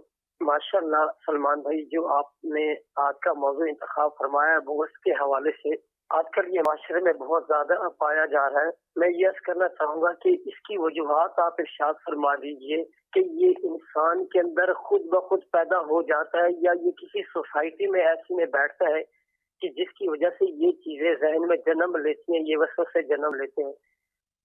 سوسائٹی کا بھی بڑا کردار ہوتا ہے، بہت بڑا کردار، اس سے انکار نہیں ہے۔ دوست ہے تو فرینڈ سرکل ہے، بھائی کو بھائی لڑا دیں گے، ارے تیرا بھائی تجھے چونا لگا جائے گا بھیا، یہ سب ہڑپ کر جائے گا، تو ہاتھ ملتا رہ جائے گا، اے میں خام خواہ نہ لینا نہ دینا نہ بات، نہ چید ہے نہ آنا ہے نہ جانا ہے. بس ایسے صرف کیا ہے کہ کچھ لوگوں کا میں نے جو ہے وہ انداز دیکھا ہے، وہ نا نمک جو ہے نا ان کو چھڑکنا ہے ہر بات پہ. روٹی پر بھی کیا چھڑک رہے ہیں؟ نمک. سالن پر بھی کیا چھڑک رہے ہیں؟ نمک. اور لوگوں کے زخموں پہ بھی کیا چھڑک رہے ہیں؟ نمک. نمک. تو یہ اس طرح کا مزاج اور انداز نہیں ہونا چاہیے. سوسائٹی کا بڑا اچھا کردار ہے. آپ اچھی سوسائٹی میں بیٹھیں گے تو پھر آپ کو انشاءاللہ وہاں سے خیر ملے گی. دعوت اسلامی کا دینی ماحول ہے. مدنی قافلے میں آپ سفر کریں گے انشاءاللہ. ایک تو مسجد میں رہیں گے، بڑی یقین مانے اسپرچول سفر ہے، روحانی جو ہے وہ سفر ہے. بندہ مسجد میں بیٹھا ہوا ہے، نمازوں کی پابندی ہے، با وضو رہ رہا ہے، ذکر اذکار جو ہے وہ کر رہا ہے، اللہ کی یاد میں دل لگا رہا ہے، سنتیں سیکھ رہا ہے، سکھا رہا ہے، ان پر جو ہے وہ عمل کر رہا ہے، نیکی کی دعوت دے رہا ہے، درس بیان کر رہا ہے. یعنی ایسا اسپرچول سفر ہے یہ. تو آپ بھی مدنی قافلے میں سفر کریں انشاءاللہ. اچھی باتیں سنیں گے، اچھی باتیں سیکھیں گے، ان پر عمل کریں گے تو پھر اس کا فائدہ بھی پائیں گے انشاءاللہ عز و جل. جی لیتے ہیں کال. میرا نام محمد جنید اقبال ہے، چھنگا منگا سے بات کر رہا ہوں. نعت خان سے گزارش ہے کہ مجھے یہ کلام سنا دیں، حبیب خدا کا نظارہ کروں. واہ جی مرحبا، ماشاءاللہ کیا بات ہے جی. چھانگا مانگا سے آپ نے کال کی جاوید بھائی، اللہ آپ کو برکتیں سلامتیاں عطا فرمائے. آپ گئے ہیں ویسے بھی کوئی چھانگا مانگا گئے ہیں؟ چھانگا مانگا نہیں گئے. چلے چھانگا مانگا بھی ایک شہر کا نام ہے، جنگل کا خالی نام نہیں، پورا شہر آباد. چھنگا مانگا سے گزر ہوا ہے، اس کے جنگل کے پاس سے گزر ہوا، اس جنگل میں نہیں گزر ہوا. اچھا جنگل سمجھے کہ شہر سے گزر ہوا چونیا، اور یہ سفر تھا ایک قصور سے ہوتے ہوئے. تو واہ واہ واہ، چونیا کے امرود، سبحان اللہ، بڑے سنے مزے کے ہوتے ہیں، اور ٹرائی بھی کیے ہیں، واقعی مزے کے ہوتے ہیں. آپ نے تو وہ کار بھائی نہیں کھائے؟ آپ نے کر لیے جی کیا کیا آپ نے کر لی، آپ کا سن کے ماشاءاللہ اچھا لگا. چلے ماشاءاللہ تصور کر لیا. ہم نے بھی جو زندگی پروگرام کیا نا، اس زندگی پروگرام میں ہم جو ہے وہ چونیا سے ہو کر کے گزرے ہیں. چلیں بارہ چھانگا مانگا کا ذکر بھی ہو گیا جی ماشاءاللہ. آگے چلتے ہیں، میسیجز بھی لیتا ہوں جی. مدینے حاضری کی دعا کرتے ہیں، اللہ آپ کو بھی نصیب فرمائے، ہمیں بھی عطا فرمائے. رضاء الحسن بھائی ہیں دھنوٹ سے، یہ کہہ رہے ہیں کلام سنائیں، شہر نبی تیری گلیوں کا نقشہ ہی کچھ ایسا ہے. ارے واہ جی سبحان اللہ، اللہ آپ کو برکت عطا فرمائے. چاندنی رات ہے اور پچھلا پہر، دونوں عالم کے سرکار آ جائیے، یہ کلام سنائیں. واہ مرحبا، اللہ برکت دے آپ کو جی. یہ کہہ رہے ہیں کہ جی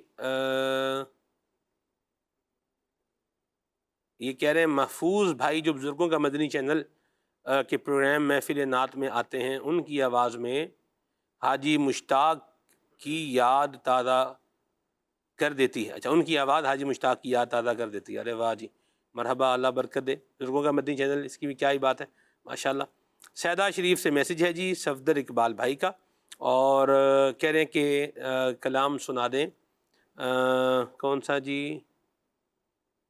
اللہ برکت دے آپ کو. ایک رومن میں لکھا ہوا ہے اور وہ بھی پھر اچھا ہے نا، تو بعض کر کے لوگ کیا کرتے ہیں، اے لکھ کے بیچ میں 6 لکھ کے اس کے بعد اے لکھ دیتے ہیں. یہ کیا ہو گیا؟ اچھا پیٹ میں بھی ایسی کرتے جی، ہاں ڈبلیو لکھ کے آگے 8 ڈال دیں گے نا، ویٹ. چلے اللہ رحمت فرمائے. آگے چلتے ہیں جی. یہ کہہ رہے ہیں شہزاد بھائی ہیں، کہہ رہے ہیں جی یاد میں جس کی نہیں ہوش تن و جاں ہم کو. کیا پیارے کلام کی فرمائش کی ہے. مرحبا، اللہ آپ کو برکت عطا فرمائے.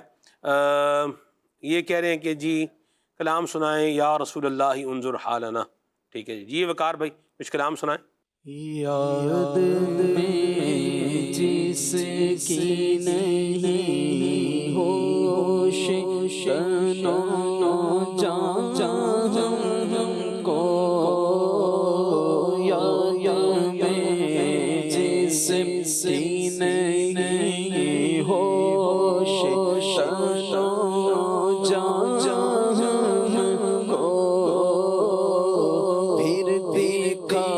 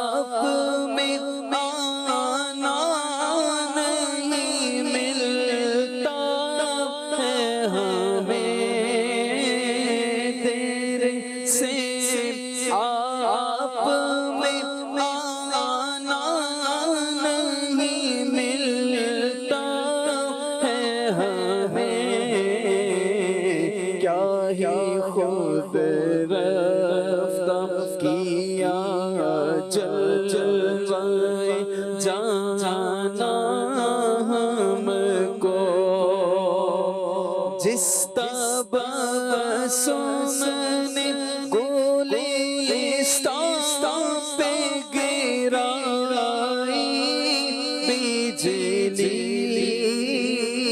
جس تبسم میں گلستان پہ گرائی بجلی، دکھا دے وہ ادائے کل خندان ہم کو، پھر دکھا دے، ہاں پھر دکھا دے وہ ادائے کل خندان ہم کو۔ حبیب خدا کا نظارہ کروں میں، حبیب خدا کا نظارہ کروں میں، دل و جان ان پر نثارہ کروں میں، دل و جان ان پر نثارہ کروں میں، تیری کفش پایوں سوارا کروں میں، تیری کفش پایوں سوارا کروں میں، تیری کفش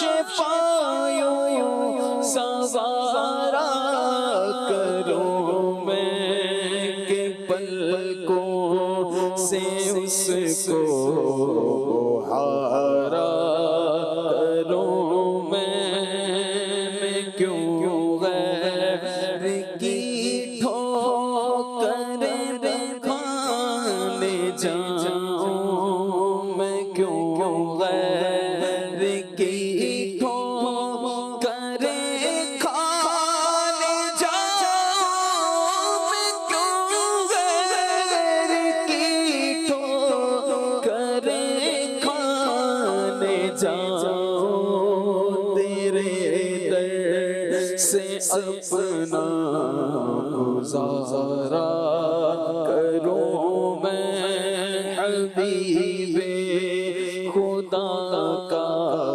نظارہ کروں میں،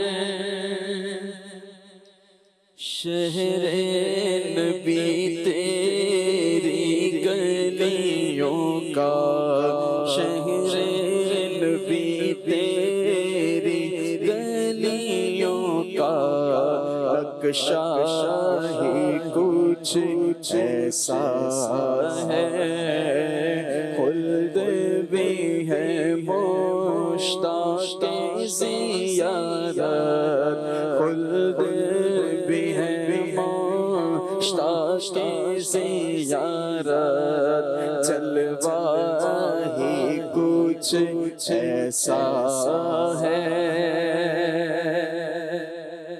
دل کو سکون دے، آنکھ کو ٹھنڈک،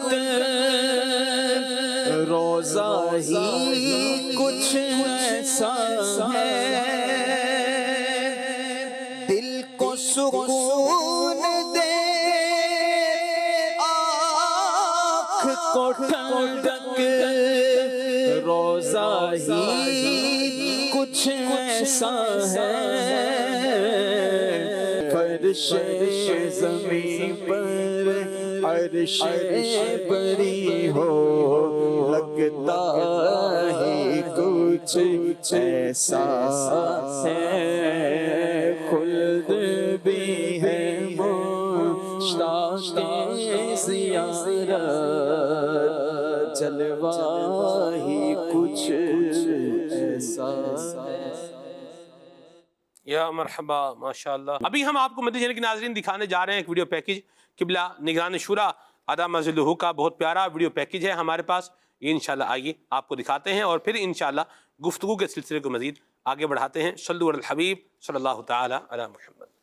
کسی کی عادتوں کا جائزہ لینا ہے یا کسی کے کردار کا جائزہ لینا ہے, اس سے کاروبار کیا ہو, اس کے ساتھ سفر کیا ہو, وہ آپ کا پڑوسی ہو, اس کے ساتھ لین دین کا کوئی معاملہ ہوا تو پتہ چلے گا کہ یار اس کے اخلاق کتنے اچھے ہیں. یا اس کو آپ نے غصے کی حالت میں دیکھا ہو. پہچان کا بڑا خوبصورت فارمولہ ہے کہ جب انسان کے ساتھ غلط بات ہوتی ہے, اس کے ساتھ کوئی رونگ ایٹیٹیوڈ ہوتا ہے, اس وقت اس کا ریئیکشن کیا ہے. وہ برداشت کر رہا ہے, صبر کر رہا ہے. ہم بہت برداشت والے ہیں, ہماری برداشت یہاں تک ہے. جب کوئی ہمارے ساتھ بد اخلاقی کرتا ہے, بدتمیزی کرتا ہے, تو مثال کے طور پر اس کی بدتمیزی بڑھ رہی ہے اور ہمارے اخلاق نیچے آ رہے ہیں. کیسے؟ بھائی جان تھوڑا احتیاط کرو یار, یہ ہم اخلاق والے لوگ ہیں. تو وہ بدتمیزی کر رہا ہے, ایسا نہ کریں, کچھ تو لحاظ کریں. اب میں برداشت کر رہا ہوں اس کا مطلب یہ تو نہیں ہے نا. وہ مزید بدتمیزی کر رہا ہے. دیکھیں آپ آپے سے باہر ہو رہے ہیں, پھر آپ دیکھ لیں وہ اور بدتمیزی کر رہا ہے. تو آپ کہتے دیکھو ابھی میں چپ بیٹھا, اس کا مطلب یہ نہیں ہے کہ پھر میں کچھ کر نہیں سکتا, پھر مجھے اس بات پر آپ وہ ابھار رہے ہیں کہ پھر میں بھی کچھ کر دوں. اور اس سے اور بدتمیزی, ابھی اتنی دیر سے سمجھا رہا ہوں سمجھ نہیں رہا ہے, انسان ہے کون ہے, دوں گا ایک. یہ ہمارا انداز ہے. ہم بہت برداشت والے ہیں, لیکن آقا دو جہاں صلی اللہ تعالیٰ علیہ وسلم پر ہمارے ماں باپ قربان, ہماری جان قربان, ہمارا سب کچھ قربان. نبی پاک صلی اللہ تعالیٰ علیہ وسلم کے اخلاق کریمہ, ان کی تو شان, اس کو تو میں ہاتھ سے کیا مثال دوں گا. انک لعلی خلق عظیم, بے شک آپ اخلاق کریمہ کے بلند مرتبے پر فائز. سبحان اللہ. اور یہ تعریف کون کر رہا ہے؟ آپ کا رب کریم. آپ کا رب کریم آپ کی تعریف فرماتا ہے رسول پاک صلی اللہ تعالی وسلم کی, وَإِنَّكَ لَعَلَىٰ خُلُقٍ عَظِيمٍ, آپ اخلاق کریمہ کے بلند مرتبے پر فائز ہیں. اتنا بلند اور اعلیٰ آپ کے اخلاق کریمہ تھے. تو آپ صلی اللہ تعالی علیہ وسلم کے ساتھ اگر کوئی بد اخلاقی کرتا, کوئی اسے انداز اختیار کرتا نامناسب, جس طرح اس کی بد اخلاقی بڑھتی جاتی تھی نا, آقا دو جہاں صلی اللہ علیہ وسلم کا اخلاق کریمہ برداشت بڑھتا چلا جاتا تھا. ہو ہی نہیں سکتا تھا کہ کسی کی بد اخلاقی نبی پاک کے حسن اخلاق کو کراس کر جائے. وہ اخلاق کریمہ کی اتنی بلندیوں پر فائز تھے, یہ ہو ہی نہیں سکتا تھا. بلکہ تکلیف دینے والوں کو تو دعائیں دیے, مسکراہٹوں سے نوازا ہے, تبسم سے نوازا ہے نبی پاک صلی اللہ تعالی علیہ وسلم نے. مشہد کے یا رسول اللہ, حضور کی خدمت کے قربان جاؤں. تو آقا کریم صلی اللہ علیہ وسلم کی مبارک سیرت پر جب بندہ عمل کرتا ہے اور اخلاق حسنہ کے ساتھ زندگی گزارتا ہے تو پھر بغض و کینے سے بچنے میں کامیاب ہو جاتا ہے. لیکن کچھ چیزیں ایسی ہیں جو لوگوں کے دلوں میں ہمارا بغض پیدا کر دیتی ہیں, ہمیں اس اعتبار سے بھی چکنا رہنا ہوگا. کچھ کا ہم نے ذکر کیا ہے, کچھ میں چاہوں گا ویس بھائی آپ مزید ذکر فرمائیں. کئی ساری چیزیں ہم نے گفتگو کی بھی ہے, اور کچھ چیزیں جو ہے وہ میں عرض کیے دیتا ہوں. جیسے غصے سے بچنا چاہیے. غصہ جو کرتے ہیں اس سے بھی جو ہے وہ یہ بھی اسباب ایسے ہیں کہ جس سے بغض و کینہ جو ہے وہ سامنے والے کے دل میں آ سکتا ہے. اسی طریقے سے بدگمانی سے بچنا چاہیے. بدگمانی کے حوالے سے تو فرمایا کہ یا ایھا الذین آمنوا اجتنبوا کثیرا من الظن ان بعض الظن اثم ولا تجسسوا ولا یغتب بعضکم بعضا. بدگمانی بعض اوقات جو ہے وہ گناہ کا سبب بن جاتی ہے. تو بدگمانی سے ہم سب کو چاہیے کہ کسی کے بارے میں بھی برا گمان اپنے ذہن میں آنے نہ دیں, دل میں خیال ایسا آنے نہ دیں کہ جو ہے بدگمانی کی وجہ سے ہم گناہ گار ہو سکیں. اور اس کے بعد پھر اللہ پاک نے جو ارشاد فرمایا تجسس سے بچیں, اور پھر فرمایا کہ ایک دوسرے کی غیبت کرنے سے بچیں. غیبتیں بھی اس سے, یعنی بغض و کینہ جب دل میں آ جاتا ہے تو پھر غیبت کی طرف بندہ جاتا ہے. دل میں کسی کے بارے میں بغض آ گیا ہے تو اب دوسرے کو اس کی برائی بیان کریں گے. کوئی ایسی لگتا ہے غیبت سے ٹریول ہوگا بغض کی طرف. یعنی مثال کے طور پر اگر مجھے یہ خبر ملے کہ آپ میرے بارے میں جو ہے نا یہ میرے یہ نقائص جو مطلب ایک ہوتا ہے, کچھ چیزیں تو وہ ہوتی ہیں کہ جو بندے کی سب کے سامنے ہیں, ٹھیک ہے, سب کو پتہ ہی ہے شرابی ہے, شراب پی رہا ہے, سر عام شراب پی رہا ہے, نشئی ہے, نشہ کر رہا ہے, سر عام نشہ کر رہا ہے. تو اب اس کو اگر کسی نے نشئی بول دیا یا شرابی بول دیا تو یہ وہ جو گناہوں بھری غیبت ہے یہ وہ نہیں ہے. جیسے سر عام جو بندہ گناہ کر رہا ہے اس کا اگر کسی نے کوئی تذکرہ کر لیا ہے تو اس میں تو وہ گناہوں بھری غیبت کے نہیں ہے. لیکن کچھ چیزیں ایسی ہیں جو ہڈن ہوتی ہیں, یا عیب ہے بندے کے اندر لیکن کیا ہے اس نے اس کو چھپا رکھا ہے یا اس کو ٹھیک کرنے کی کوشش کر رہا ہے. اب اس عیب کو کیا کرنا, اس کو عیب بتانے کی نیت سے آگے کیا کرتے رہنا, اس برائی بیان کرنے کی نیت سے آگے بتاتے رہنا, یہی تو غیبت ہے. اور جب کسی کے بارے میں یہ پتا چلے گا کہ یہ ہمارے عیب کیا کر رہا ہے، اچھال رہا ہے، تو سننے والے کو کیا ہوگا؟ اپنے بارے میں ہر بندہ اپنے آپ سے سوال کر لے، کسی پہ تبصرہ کرنے کی کیا ہے، ضرورت ہی نہیں ہے. بھئی میرے عیب اگر کوئی بندہ بتا رہا ہے، ہڈن عیب جو میرے ہیں وہ بتا رہا ہے، دوسروں کو ان کے بارے میں اویئر کر رہا ہے، تو مجھے کیسا لگے گا؟ برا ہی لگے گا، ظاہر سی بات ہے. تو اگر میں کسی کے عیب جو ہے وہ بتا رہا ہوں یا وہ کیا کر رہا ہوں، وہ پھیلا رہا ہوں، تو میں کسی کو اچھا کیسے لگوں گا؟ دل میں عزت تو ایسے بندے کی آئے گی نہیں. لیکن بغض اور دشمنی یہ آنے میں دیر نہیں لگائے گی. کہ سن بھائی کہا جائے کہ یہ جو گناہ ہے، بغض ہوا، غیبت ہوئی، حسد ہوا یا بدگمانی ہوئی، یہ ایسے ہیں کہ ان کا آپس میں تعلق ہے گا. ایک گناہ دوسری کی طرف، دوسرا گناہ تیسری گناہ کی طرف بندے کو لیتا چلا جاتا ہے. یعنی اگر ایک پہ بندہ سد باب کر لینا تو دوسرے گناہ سے بچ جائے گا. جیسے آپ نے بات کی کہ غیبت والی، اگر یہی بندہ اس کا اسٹاپ لگا دے تو پھر بغض کی طرف نہیں بڑھے گا، پھر کینے کی طرف نہیں جائے گا، پھر جو ہے نا وہ مسلمان کی دل آزاری کی طرف نہیں جائے گا. لیکن یہ کیا کہ ایک کو لیا، دوسرے کو پکڑا، تیسرے نے خود ہاتھ سے جکڑ لیا. تو یہ آپس میں یہ گناہ ایسے ہیں کہ ایک دوسرے سے گویا کہ جکڑے ہوئے ہیں. بندہ ایک میں اپنے آپ کو ڈالتا ہے، دوسرے میں پھنستا چلا جاتا ہے، اور پھر یہ اسٹیپ بائی اسٹیپ گناہوں بھری زندگی اور گناہوں بھرے معاملات میں بندہ پڑ جاتا ہے. تو نیکی والی زندگی رہے، نیکی کی طرف آئے، گناہ سے بچے. ابتداً ہی اپنے آپ کو گناہ سے بچا لے کہ جہاں سے گناہ کی ابتدا ہو رہی ہے تو سد باب وہیں سے کر لے تاکہ آگے مزید بڑھے ہی نہ، دوسرے گناہ کی طرف ٹریول ہی نہ کرے. کچھ مزید گفتگو فرمایا. جی بالکل. اگر بات کی جائے جو آپ نے کہا تھا کہ دوسروں کو اپنے بغض سے کیسے بچایا جائے، یعنی لوگوں کو بغض اور کینے سے کیسے بچائے. ایک تو وہ ہے نا کہ بندہ اپنے آپ کو بچائے، لیکن ہم سامنے والے کو بغض اور کینے سے کیسے بچائیں، اس بارے میں کچھ مدنی پھول دیے گئے. بالخصوص امام غزالی رحمۃ اللہ تعالیٰ علیہ نے احیاء العلوم میں بھی اس پر کافی جو ہے نا وہ مدنی پھول ارشاد فرمائے ہیں. تو کہا کہ ان بات یعنی دوسرے کو بغض سے بچانا ہے، کینے سے بچانا ہے، تو اس میں ایک جو بنیادی پہلو ہے وہ یہ ہے کہ جب بھی گفتگو ہو رہی ہو نا تو کسی کی بات کو کاٹا نہ جائے، اس کی بات کو مکمل ہونے دیا جائے، اس کی بات کو مکمل سنا جائے. تو یہ ایک ایسا انداز ہے کہ آپ جب دوسرے کی بات کو محبت سنیں گے تو گویا کہ آپ نے اس کو رسپیکٹ دی، عزت دی، تو اب جو ہے وہ بغض اور کینے سے بچنے کا ایک سبب ہو جائے گا. اور اگر آپ کی گفتگو کا انداز ایسا ہے کہ آپ اگلے کی بات کو کاٹ کر بس اپنی ہی سنانی ہے، دوسرے کی کٹ کر اپنا ہی بولنا ہے، تو یہ وہ بات ہے کہ جو نہ ہوتے ہوئے بھی بغض اور کینے کی طرف جو ہے بندے کو لے جاتی ہے. اسی طرح ایک اور سبب کہ غلطیاں نکالتے رہنا، بات بات پر گفتگو میں جو ہے نا وہ کسی نے کوئی بات کہی تو اس میں تلفظ کی غلطی کو نکالنا، اس کے انداز کی غلطی کو نکالنا، یعنی بار بار اس کی غلطیوں کو یوں بیان کرتے رہنا، بتاتے رہنا. کہا کہ یہ بھی ایک ایسا سبب ہے کہ جس کے سبب سامنے والے کے دل میں ہو سکتا ہے کہ وہ آپ سے اسٹیٹس میں، مقام میں، عمر میں، مرتبے میں کم ہو، وہ کہے تو کچھ نہ سکے لیکن وہ دل میں اس کی یہ بات آ جائے گی اور کہیں نہ کہیں پھر جو ہے وہ بھی گناہ میں پڑ جائے گا. تو یہ دو تین ایسی بنیادی چیزیں ہیں. تو غلطیاں کیا کی جائے نا، غلطیاں نہ نکالیں، نہیں غلطیاں کرتے رہو. نہیں، غلطیاں بار بار غلطیوں کا اس انداز میں بتانا کہ جس میں لوگوں کو بھی اگر واقعی لگ رہا ہے غلطی ہے، اور ایسا شخص ہے کہ جو لوگوں کے سامنے بھی بتانے پر سامنے والا برا نہیں مانے گا تو کر لے. غلطی بتانی نہیں چاہیے، میں یہ نہیں کہہ رہا کہ غلطی ہو جہاں ایسا شخص کے جس کے سامنے کوئی شخص غلط کام کر رہا ہے اور اس کو پتہ ہے کہ اس کے بتانے پر اس نے درست کر لینا، تو بھائی اس کے لیے تو پھر بتانا ضروری ہے گا. اور کوئی مقام ایسے ہوتے ہیں، مثال کے طور پر بات کرتے کرتے کوئی لفظی غلطی ہوئی ہے جس کا کوئی اتنا بڑا عنصر نہیں ہے، کوئی اتنا بڑا معاملہ نہیں ہے کہ جس کو اسی وقت بتانا ضروری ہے گا، تو اس کو بعد میں تسلی میں، اطمینان میں، اکیلے میں کہ یار آپ نے جو یہ لفظ کہا اس لفظ کے اندر یہ لفظی غلطی ہے، اس کو دیکھ لیے. تو شاید کہ اکیلے بتانے میں وہ بچ جائے گا بنسبت یہ کہ وہ علل اعلان، یعنی یہ غلطیاں بار بار بتاتے رہنا. اس سے ایک پہلو یہ کہ لوگوں کے سامنے اس کو بار بار ٹوکتے رہنا، یعنی وہ بات پہلے ہی آ گئی کہ اس کی بات کو مکمل نہ ہونے دینا، اس کو بیچ میں ٹوکتے رہنا، جس کو پنجابی میں کہنا ٹھونگے مارتے رہنا. وہ کہ ایسا انداز اختیار کرنا کہ جس سے سامنے والا ڈسٹرب ہوگا تو وہ کہیں نہ کہیں جا کر دل میں بغض کی کیفیت بن جائے گی. تو سامنے والے کو آپ ڈسٹرب نہ کریں کہ وہ خود بھی ڈسٹرب ہو جائے اور آپ کو بھی بعد میں ڈسٹرب کرتا رہے. اللہ بچائے. غلطیاں بتانا، ایسے غلطی والے انداز سے بچ کر ہی غلطی بتانا، یہ کمال ہے.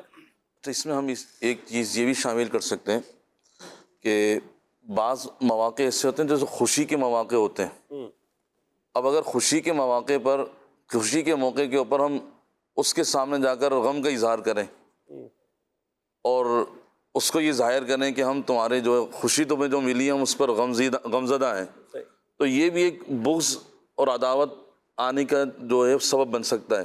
اس میں یوں بھی ہے پیارے شعیب بھائی کہ خوشی میں خوش نہیں ہے جی، آپ کی خوشی تو جو ہے سو ہے، پھر ٹھیک ہے آپ جانے آپ کی خوشی جانے، ہمیں تو ہمارے اپنے غم کیا ہیں گھرے ہوئے ہیں۔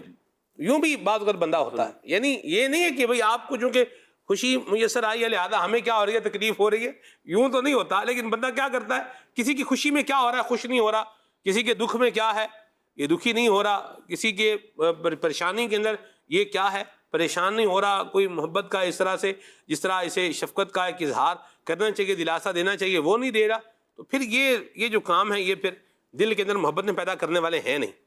اسی طرح اگر ہم کسی سے ہمارے دل کے اندر اگر کسی کا بغض ہو، اب اس بغض کی وجہ جانے کہ بغض کی وجہ کیا ہے۔ اگر اللہ اور اس کے رسول کی خاطر بغض ہے تو یہ بغض کام کا ہے، سبحان اللہ۔ اور اگر بغض اللہ اور اس کے رسول کی خاطر نہیں ہے تو پھر یہ بغض ہمیں تباہ و برباد کرنے والا ہے۔ اب اللہ اس کے رسول کے خاطر بغض کس کو کہتے ہیں کہ اگر کوئی شخص دین اسلام پر عمل کرنے والا جو اللہ کا دشمن ہے، اللہ کے رسول کا دشمن ہے، اب اللہ کے رسول کا دشمن ہے یا اللہ کا دشمن ہے، اگر اس کی وجہ سے اس کا بغض ہمارے دل میں تو یہ کام کا بغض ہے۔ سبحان اللہ۔ اگر ہم اللہ تبارک و تعالیٰ کے لیے کسی سے بغض رکھتے ہیں تو یہ ہمارے لیے کام کا ہے، اور اگر اللہ تبارک و تعالیٰ کے لیے کسی سے محبت کرتے ہیں تو یہ ہمارے کام کی ہے۔ تو ہم جو بھی عمل کر رہے ہیں اس کو دیکھیں کہ ہم عمل کس لیے کر رہے ہیں۔ صحیح، سبحان اللہ۔ امیر سنت نے یہ سارا جو فریز بیان کیا ہے پیارے شعیب بھائی نے، اسے ایک شعر کے مصرعے میں بیان فرما دیا ہے کہ خدا کے دوستوں کی دوستی ہرگز نہ چھوڑیں گے، نبی کے دشمنوں کی دشمنی ہرگز نہ چھوڑیں گے۔ تو یہ بالکل ایک واضح سی بات ہے، اور اس پر میرا خیال ہے کوئی خاص زیادہ تبصرے کی کیا ہے حاجت بھی نہیں ہے، کلیئر لائن ہے، جو تمہارا نہیں اسے ہم نے اپنے دل سے نکال رکھا ہے۔ جو انداز، جو آج، جو بندہ، جو عادت جو نبی کریم صلی اللہ علیہ وسلم کے مبارک اخلاق، کردار، مزاج، انداز، طریقہ کار کے اگینسٹ ہے، اس کو کیا کریں سائڈ پر کر دیں اس کو۔ ٹھیک ہے جی، اللہ ہم سب کو عافیت اور سلامتی عطا فرمائے۔ اچھا، میں یہاں ایک بات اور بھی جو ہے وہ لینا چاہ رہا ہوں، اور میں چاہ رہا ہوں اس پر بھی جو ہے ہمارے مبلغین گفتگو فرمائیں۔ بعض اوقات ہم اس ایشو کو ایشو بنا لیتے ہیں جو ایشو ہوتا نہیں ہے، جیسے ہمیں رشتہ نہیں دیا،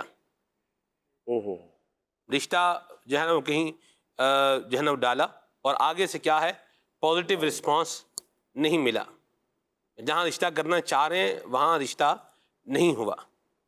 اس بنا پر، اس وجہ سے بھی لوگ آپس میں دل میں کیا کرتے ہیں دشمنیاں رکھ لیتے ہیں، یا ہم سے رشتہ لے لیا لیکن ہمیں دیا نہیں ہے، یعنی ہم سے اپنے بیٹے کے لیے رشتہ لے لیا، بیٹی کا رشتہ ہم سے مانگا، ہم نے دے دیا، اور جب ہم نے ان سے کہا کہ آپ ہمیں رشتہ دے دیں ہمارے بیٹے کے لیے تو ہمیں نہیں دیا، اب اس کو کیا بنا لیں گے دشمنی کا، یوں بولیے کہ اس کو بیس اور بنیاد اس چیز کو بنا لیں گے۔ تو یہ رشتہ، اس طرح کے معاملات جو ہوتے ہیں یہ دشمنی کی بیس بنانے کے ہوتے نہیں ہیں۔ تو ایک جو ہے نا وہ آپ کو مارجن دینا چاہیے، ایک جو ہے وہ آپ کو اللہ آپ کا بھلا کرے صلی اللہ علیہ وسلم، سامنے والے کو پک اینڈ چوز کا بعض اوقات اختیار ہوتا ہے، تو ان چیزوں میں بھی جو ہے نا وہ آپس میں جھگڑے کی کیفیت نہیں لانی چاہیے۔ ایک بڑا طبقہ ہے کہ جن کے جھگڑے لڑائیاں صرف اس وجہ سے ہو رہے ہیں کیا ہم نے رشتہ مانگا تھا ہمیں رشتہ نہیں دیا۔ تو اللہ تبارک و تعالی ہمیں عافیت عطا فرمائے، اور ان نان ایشوز کو ایشو مت بنائیں، اللہ ہمیں عافیت عطا فرمائے، سلامتی عطا فرمائے۔ میں چاہوں گا اویس بھائی سے کچھ ہم مزید مدنی پھول لے لیں اس بوس کے حوالے سے، اور پھر اس پروگرام کو ہم کیا کرتے ہیں کلوز کرتے ہیں۔ جی اویس بھائی۔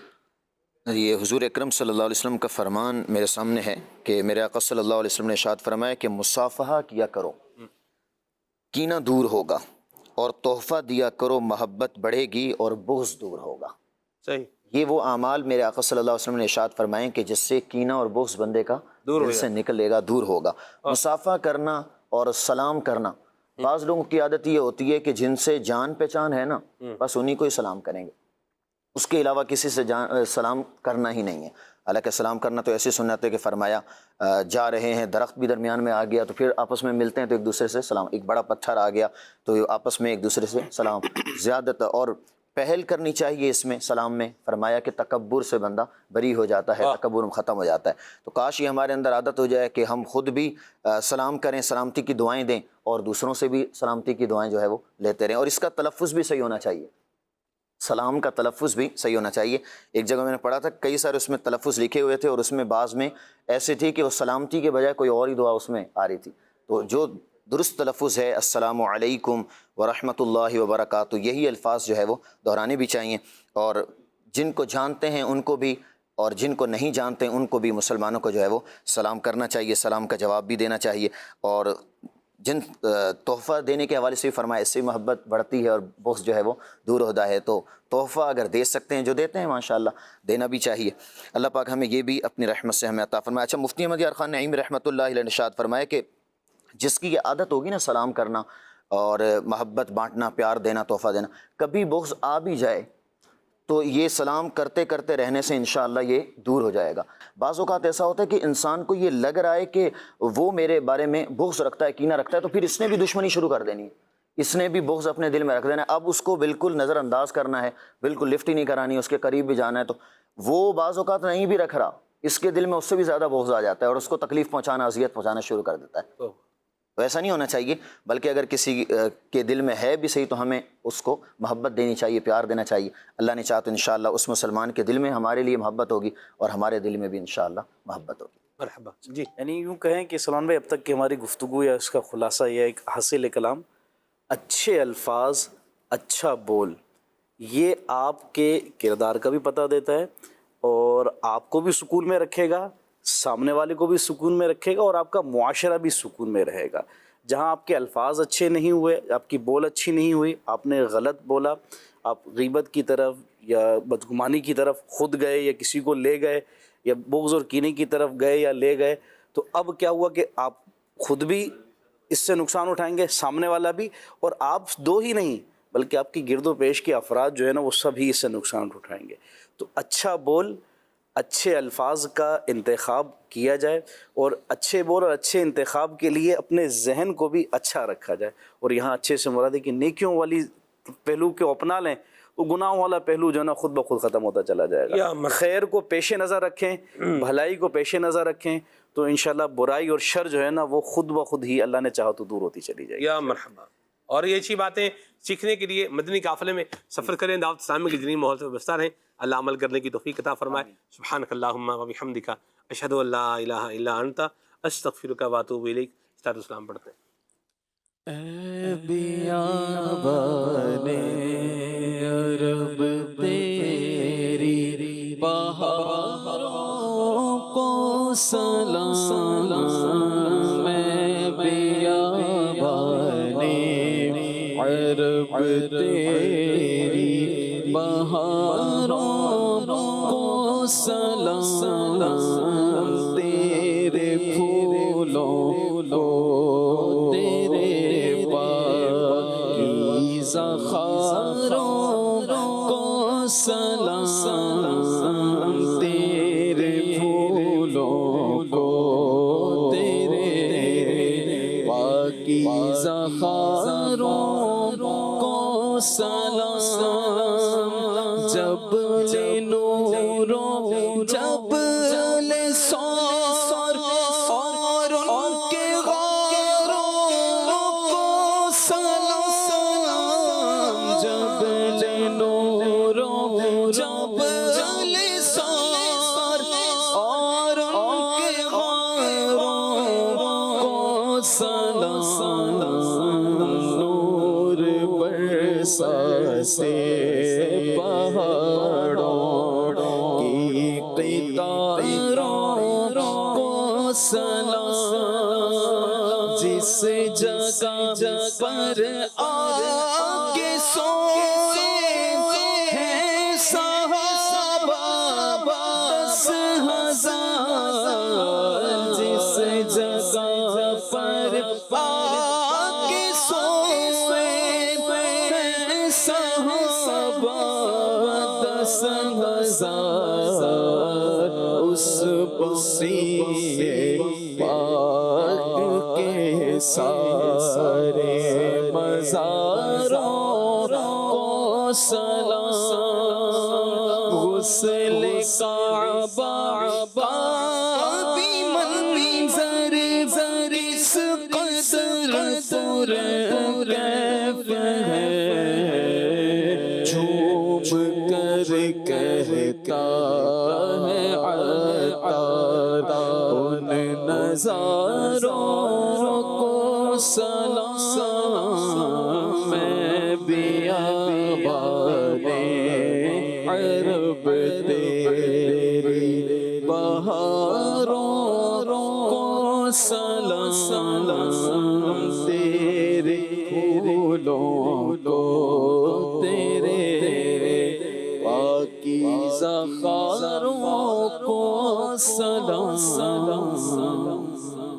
ہو ذکر رب کا صبح ایسے ہو شروع اپنی، خدا رہے راضی ہے یہ آرزو اپنی، کھلے آنکھ صلی اللہ کے کہتے کہتے، کھلے آنکھ صلی اللہ کے کہتے کہتے